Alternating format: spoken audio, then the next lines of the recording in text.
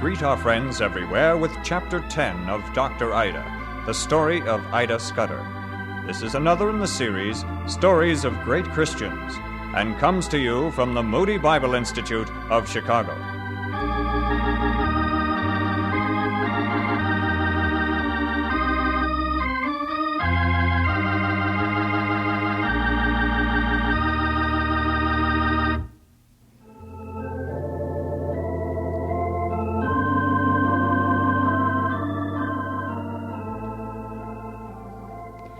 Within 2 weeks, I would be sailing for India. I was very happy that my friend Annie Hancock would be going with me, that her support had been assured. I was not as happy that my relationship with Birchfield Milliken had not been resolved. And what probably distressed me even more was the sad realization that I would not raise enough money to build that new women's hospital we needed so desperately in South India. Another cup of coffee, Ida? Yes, please. Oh, we'll miss having you as our guest. You and Catherine have been such wonderful hostesses. Oh, by the way, this note came for you earlier this morning. It was brought by a messenger. I'm afraid my curiosity is killing me. Is it from Miss Tabor? You know, from the Women's Society at the church? Why, no, it's from Mr. Shell. Oh, Miss Tabor's brother-in-law. He's asking me to come by and see him this morning. That sounds very hopeful. It probably means a donation for the hospital. Perhaps $500 or even $1,000. He's very rich, you know. I didn't know. But, well, he's quite cautious with his money. It was his wife who used to give money to charities, and she's passed away. Still, he is asking you to visit him. Oh, I do hope he'll make a contribution. Wear your blue cashmere, dear. It looks so nice on you.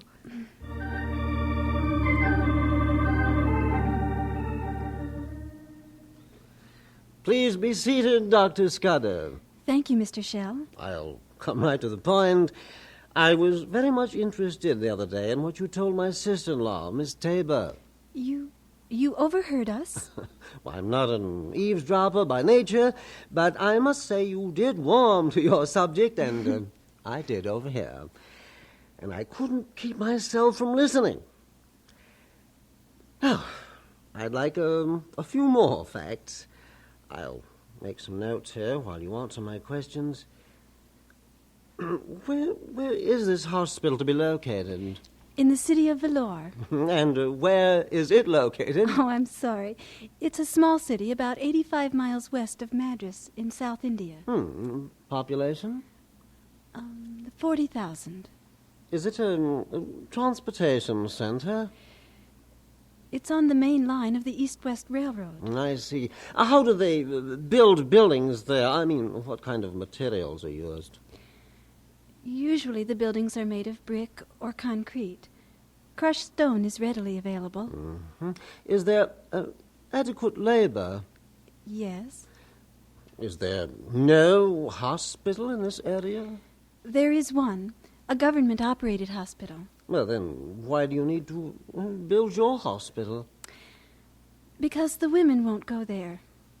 Wives of good Hindus and Muslims simply won't go anywhere that you have male doctors or patients. Oh, yes, I see. I remember you did mention that to Miss Tabor. What about your qualifications, Dr. Scudder? I beg your pardon? You're a recent graduate from Cornell, are you not? Yes. I'll be very blunt.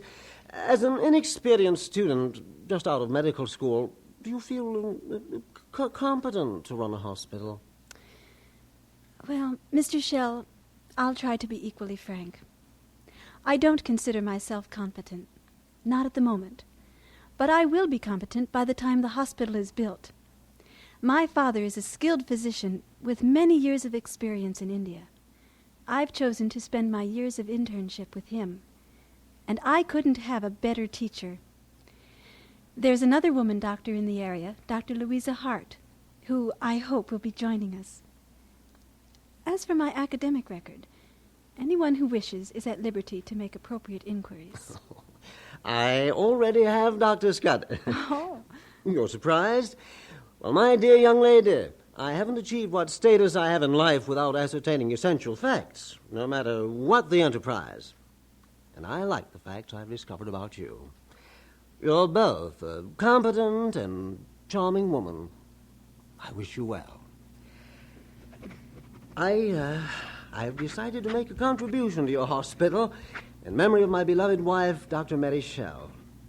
She would have understood and liked this thing you're trying to do. I believe you're asking for $8,000. I want it to be a good hospital, worthy of the memory of a very good woman. Here, please accept this check. Mr. Shell, your check is for $10,000.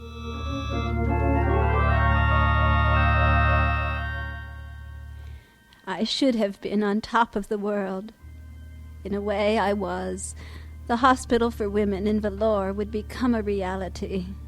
And I was thankful, so very thankful to God. But only a few hours now separated me from my sailing, and there was Birchfield Milliken. My recently married brother, Charles, invited Birchfield to join us on a sailing trip up the East River. Happy, Ida? Gloriously. You know how I love to sail. I'm glad we Scudders could get together. We won't be seeing you for a while, what with my church here and you away in India. Besides, we did have to take this boat up to Gravesend for the winter. And soon this will be over. How restful the water is. Well, you'll have plenty of rest and water for the next several weeks. It's a long sea voyage ahead of you. You mind Birchfield being aboard? That was my idea, if you want to blame anyone. Should I be blaming anyone? That's why I asked whether you were happy. I think you've been avoiding the land. Charles, just because you've just been married doesn't mean you have to marry off everyone else in the family. Well, I can wish for you the happiness which Millie and I have, can't I? Oh, I'm sorry, Charles. Oh, don't be too hard on Birchfield. He's a good man. Go on. Well, you've known him for 4 years. I think he loves you. I think he'd make a good husband. I'm glad you approve. Oh, you've got to decide. And after 4 years, no one will say it will be a hasty decision. I just don't know. What bothers you about him? What bothers me is me. Oh, you get irritated with him, I've noticed. Only with little things. Sometimes I think he's ill-mannered, and I criticize him for his grammar. Then he'll say something quite eloquent and poetic, and be the perfect gentleman. And I wonder whether he's a diamond in the rough I simply don't recognize for what he really is. You once told me you didn't think you'd ever want to be a missionary. That is another thing. I don't know. He says he wants to complete his studies. Charles, I must go back to India. I don't think I could give up my calling for anyone. Well, if he really loves you, I think he'd go to India. Would that be fair to him? Shouldn't a man decide his calling and place of work for himself, and not have it determined for him by his wife? Good point. Oh, but let's leave Birchfield out of it for now. There's me and how I feel. I don't know that I love him. I like him. But liking isn't necessarily loving. Uh-huh. I guess I feel uncomfortable still about spending a lifetime with him. Charles, that's not right. That's not the way to feel about someone you're thinking of marrying. Two people can be different. They can think about things differently. But Charles, two people who are to marry ought to feel comfortable with each other. Oh, no, I made you cry. I'm sorry. Oh, I'm all right. I'll get you some hot tea. And I ought to look in on Millie. I'll take the wheel. You are all right? Yes. Yes.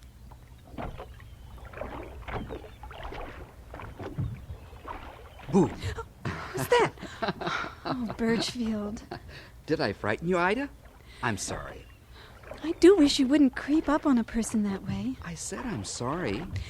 I don't like being touched that way either. Can't you ever understand? You mean well, but you're like a big bear. Clumsy. Thoughtless. I guess I do understand. Finally. Oh, I've hurt you. I won't bother you again, Ida. Oh, Birchfield, I've been unpardonably rude. I didn't mean it. Ida, I think you did mean it. And I guess it's better that you didn't pretend.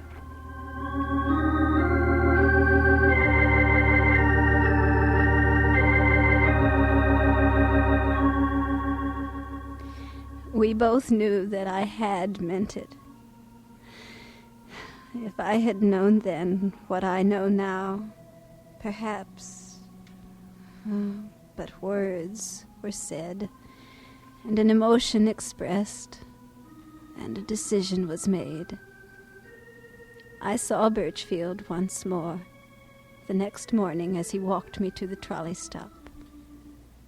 There it comes, your trolley back to the city. How disappointed you must be with me, Birchfield. The problem with you, Ida, is that you're too lovable. Perhaps I'll come to India someday to visit you. We'll see how things work out. Will you come to the ship? I've decided not to, Ida. Your trolley's almost here. God be with you, Ida. Oh, Birchfield, God be with you till we meet again. Oh, thank you for that, Ida. I shall always treasure it.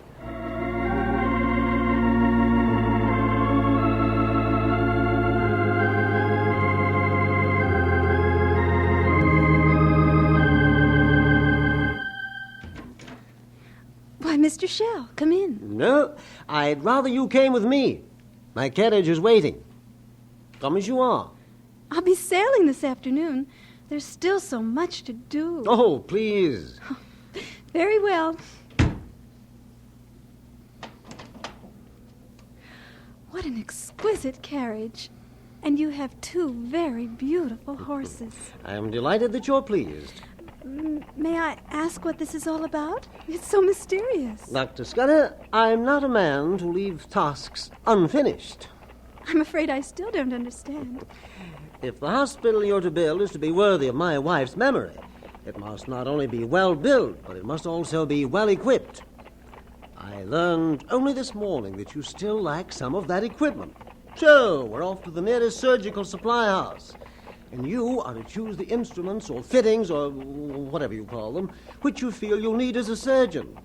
And then we'll see to it that they get packed for that long ocean voyage. And then I'll take you to your ship.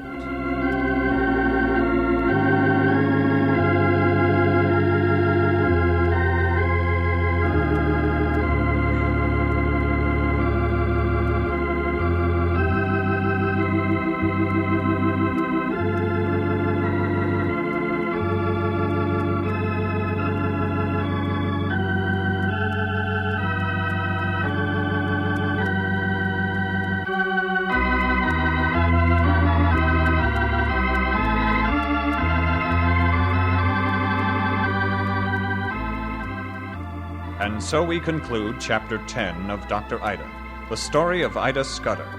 This has been another in the series, Stories of Great Christians, coming to you from the Moody Bible Institute of Chicago.